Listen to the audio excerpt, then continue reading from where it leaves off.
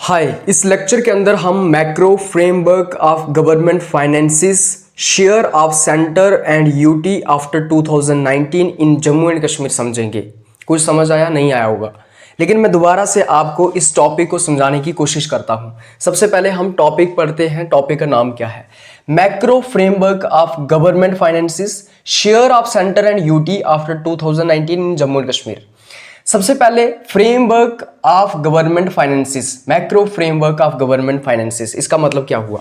Macro framework of government finances का मतलब यह हुआ कि जम्मू एंड कश्मीर का फाइनेंस स्ट्रक्चर क्या है, किस तरीके से जम्मू एंड कश्मीर के अंदर मनी फ्लो करता है, पैसा फ्लो करता है, किस तरीके से जम्मू एंड कश्मीर के अंदर एक्सपेंडिचर किया जाता है, खर्च किया जाता है, किस तरीके से जम्मू एंड कश्मीर के अंदर रेवेन्यू जनरेट किया जाता है, किस तरीके से जम्मू एंड कश्मीर के अंदर पैसे को मैनेज किया जाता है ताकि इंफ्रास्ट्रक्चर के ऊपर उसको स्पेंड किया जा सके, ताकि लोगों को सैलरी दी जा सके, ताकि वेलफेयर स्कीम्स चलाई जा सके। तो ओवरऑल तरीके से हम एक ब्रॉडर पिक्चर समझने की कोशिश कर रहे हैं कि जम्मू एंड कश्मीर के अंदर फाइनेंस को किस तरीके से मैनेज किया जाता है। मतलब जम्मू एंड कश्मीर को चलाने के लिए आपको पैसा चाहिए, पैसे को आपको खर्चना है। आप पैसा खर्चते हैं किसके ऊपर? आप इंफ्रास्ट्रक्चर को डेवलप करते हैं, आप रोड्स बनाते हैं, हाईवेज बनाते हैं, रेलवेज का नेटवर्क अच्छा करते हैं, आप कई सारे डेवलपमेंटल प्रोजेक्ट्स बनाते हैं, आप कई सारे स्कूल्स और हॉस्पिटल्स बनाते हैं, राइट? तो ये खर्च होता है। लेकिन खर्च होता कहां से है, पैसा आता कहां से है? तो इनकम होती होगी सरकार की, सरकार कहीं से रेवेन्यू जनरेट करती होगी। तो वो एक मैक्रो फ्रेमवर्क है गवर्नमेंट फाइनेंसिस का। वो एक मैक्रो फ्रेमवर्क है किसका? गवर्नमेंट फाइनेंसिस का, कि किस तरीके से जम्मू कश्मीर के अंदर फाइनेंस को मैनेज किया जाता है, फाइनेंस का स्ट्रक्चर क्या है जम्मू एंड कश्मीर के अंदर। उसके बाद जब मैं share of centre and UT की बात करता हूं, मतलब कि सेंटर और यूटी का क्या शेयर है, मतलब किस तरीके से ये जो फाइनेंशियल रिसोर्सेज हैं ये सेंटर और यूटी के बीच में डिवाइड होते हैं। मतलब कि जम्मू एंड कश्मीर के अंदर जितना भी खर्च होता है, जम्मू एंड कश्मीर के अंदर इंफ्रास्ट्रक्चर को डेवलप करना है, लोगों को सैलरीज देनी है, वेलफेयर स्कीम्स चलानी है, जो भी पैसा जम्मू एंड कश्मीर के अंदर लगता है, खर्च होता है, क्या वो जम्मू एंड कश्मीर की सरकार अपने से खर्च करती है? अगर करती है तो कितना करती है? क्या सारा का सारा अपने से खर्च करती है या फिर सेंट्रल गवर्नमेंट से भी कुछ लिया जाता है? अगर लिया जाता है तो कितना लिया जाता है? और जम्मू कश्मीर की सरकार अपने से कितना रेवेन्यू जनरेट करती है? मतलब कि किस तरीके से जम्मू एंड कश्मीर का जो बजट है, उस बजट के अंदर जम्मू एंड कश्मीर की सरकार अपने से कितना जनरेट करती है, अपना कितना रेवेन्यू जम्मू कश्मीर की सरकार जनरेट करती है, मतलब अपना कितना पैसा है जम्मू एंड कश्मीर की सरकार के पास, और सेंटर से कितना पैसा लिया जाता है।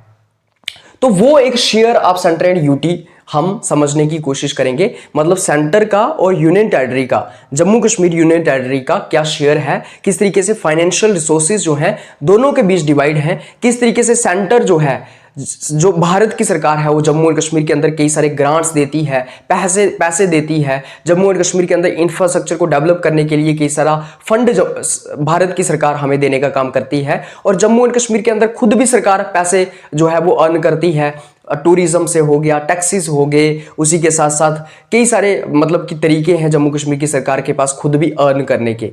और आफ्टर 2019 मतलब कि 2019 के बाद की हम बात कर रहे हैं, जब आर्टिकल 370 जम्मू कश्मीर के अंदर हटा दिया जाता है और जब Jammu and Kashmir union territory बन जाती है, उसके बाद की हम बात कर रहे हैं।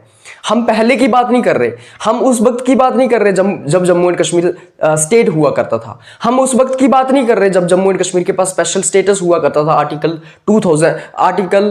370 हुआ करता था, बल्कि हम 2019 के बाद की बात कर रहे हैं, जब जम्मू कश्मीर के अंदर आर्टिकल 370 खत्म कर दिया गया और जम्मू एंड कश्मीर को दो यूनियन टेरिटरीज के अंदर डिवाइड कर दिया गया। एक यूनियन टेरिटरी होगी लद्दाख की और एक होगी जम्मू एंड कश्मीर की। तो हम सिर्फ Jammu and Kashmir union territory की ही बात कर रहे हैं। आई होप आपको टॉपिक समझ आ गया होगा। अब हम समझ रहे हैं इस टॉपिक के अंदर क्या है। सबसे पहले हम देखते हैं shift from state to union territory status.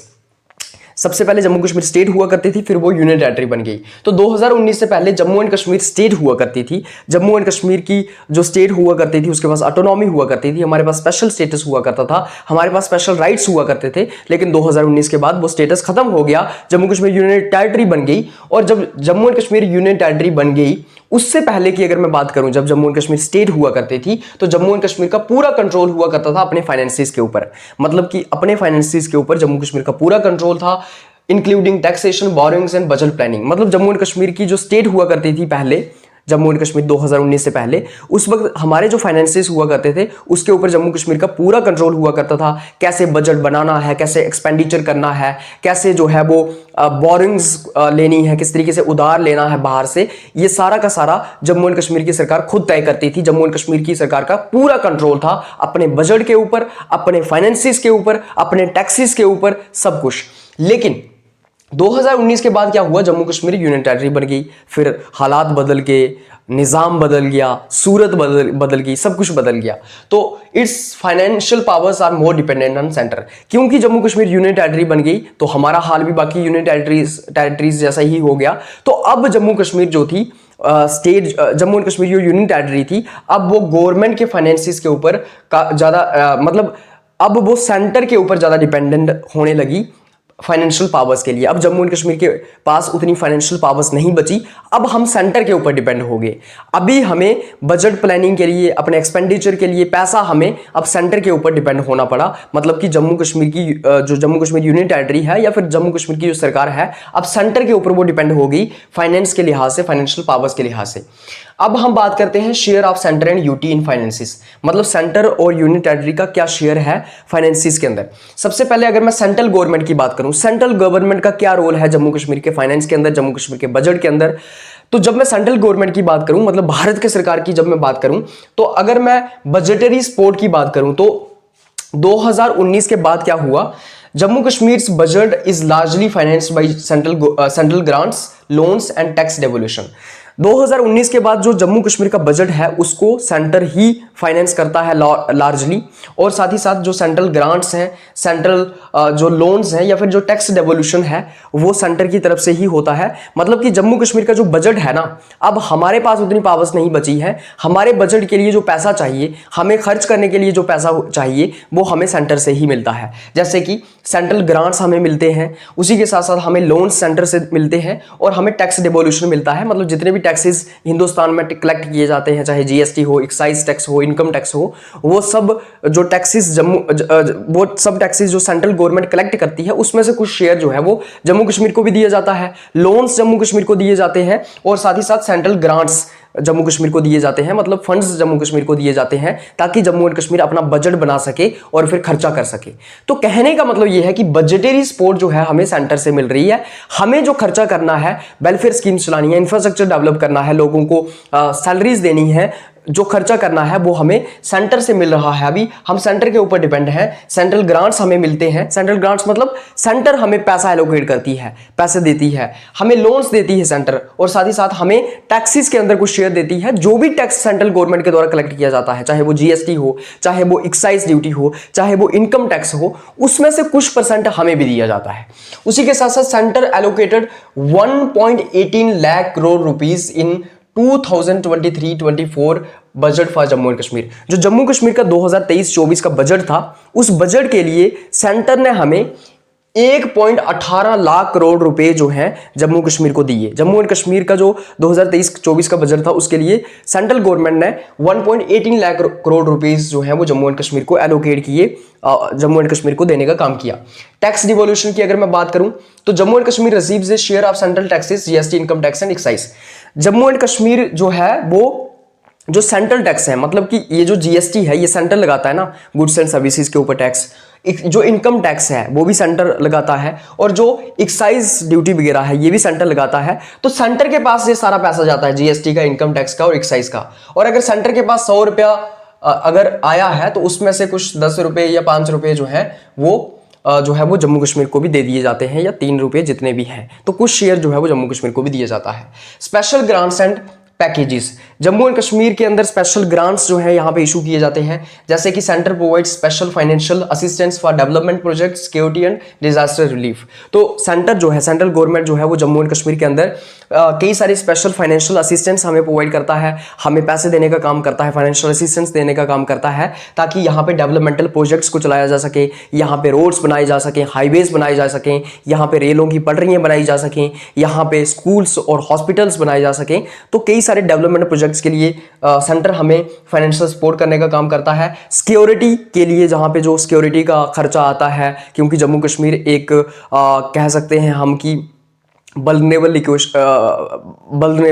Location है, जियोपॉलिटिकल टेंशंस जहाँ पे हैं, सिक्योरिटी कंसर्न्स जहाँ पे हैं, सिक्योरिटी फोर्सेस के ऊपर खर्चा आता है, तो वो सेंटर हमें देने का काम करता है। और डिजास्टर रिलीफ, अगर जम्मू कश्मीर में कोई आपदा आ जाती है, बाढ़ आ जाती है, कैलेमिटी आती है, तो उसमें भी सेंटर हमें जो है वो पैसे देने का, ये लीव देने का काम करता है।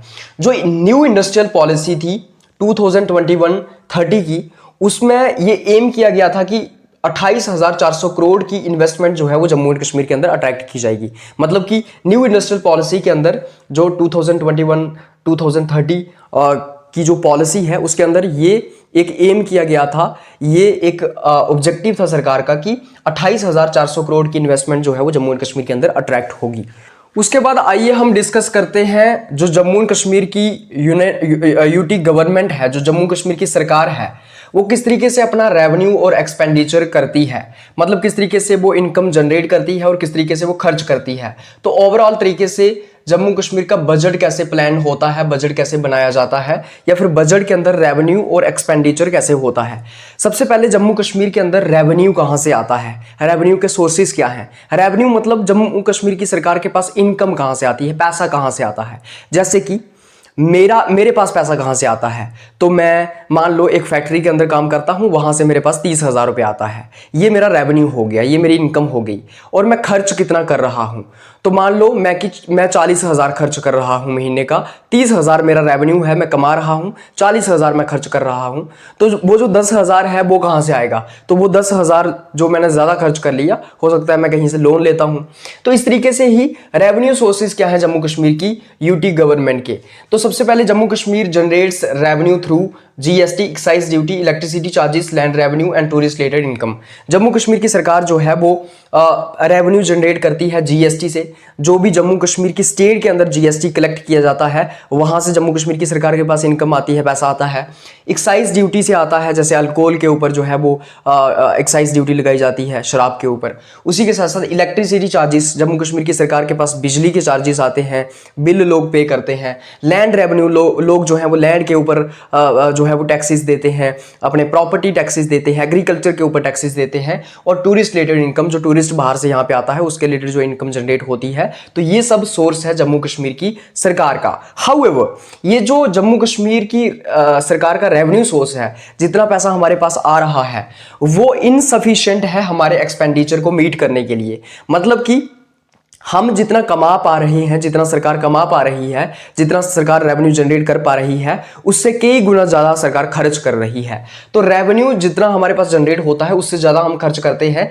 इसलिए क्योंकि हम ज़्यादा खर्च करते हैं और हमारे पास कम आता है, इसलिए हमें सेंटर के ऊपर जो है वो डिपेंड रहना पड़ता है। That's why leading to heavy reliance on centre. मैं आपको बता दूं कि 25% जो है, 25% जो है वो टोटल बजट का जम्मू कश्मीर की सरकार जो है वो जनरेट कर पाती है। मतलब अगर 100 रुपये जम्मू एंड कश्मीर के अंदर खर्च होता है, तो सिर्फ 25 ही जम्मू कश्मीर की सरकार जो है रेवेन्यू जनरेट कर पाती है। मतलब 25% पैसा ही हमारे पास होता है, 25 रुपये ही हमारे पास पैसा होता है, राइट। जो 75 रुपये बाकी बचे हुए हैं वो हमें कौन देता है, तो वो हमें सेंटर देता है। तो हम 75% सेंटर के ऊपर जम्मू कश्मीर के बजट के लिए डिपेंड है। ये आपको समझना होगा कि हम कितना कमा पा रहे हैं। अगर हम 100 रुपये खर्च कर रहे हैं तो हम 25 ही कमा पा रहे हैं जम्मू एंड कश्मीर के अंदर। जम्मू कश्मीर की सरकार 25% ही रेवेन्यू जनरेट कर पाती है पूरे बजट का, राइट। और एक्सपेंडिचर कितना करती है, 100% करती है। तो 25 रुपये कमा पाती है, 100 रुपये खर्च करती है, 75 रुपये कहाँ से आएंगे, सेंटर से आएंगे। तो सेंटर के ऊपर हम डिपेंड हो गए हैं।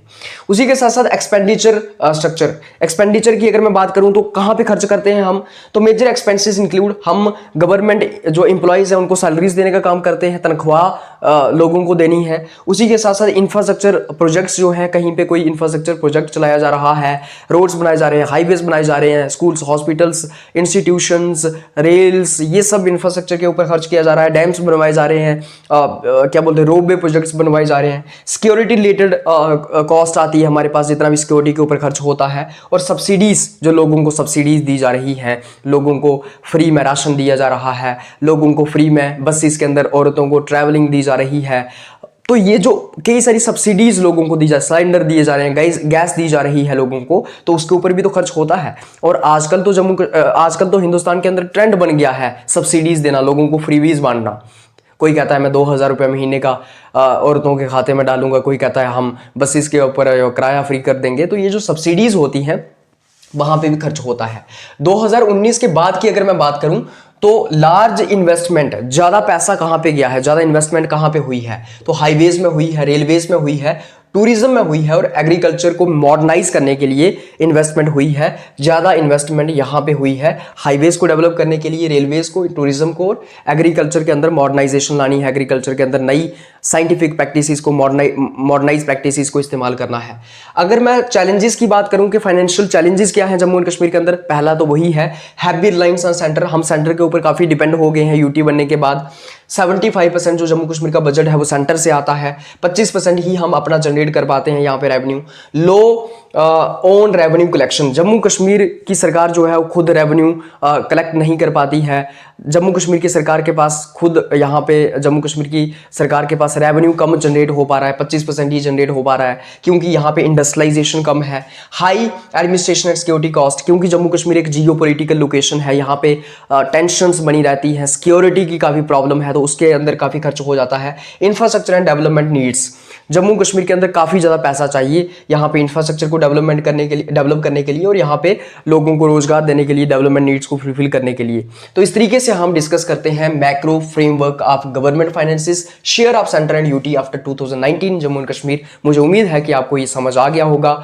अगर आपको इस लेक्चर का पीडीएफ चाहिए तो आप इस वीडियो की डिस्क्रिप्शन में जा सकते हैं, वहां पे टेलीग्राम चैनल का लिंक दिया होगा, वहां से आप टेलीग्राम चैनल ज्वाइन कर सकते हैं, आपको पीडीएफ मिल जाएगा। आप सब लोगों का बहुत बहुत धन्यवाद।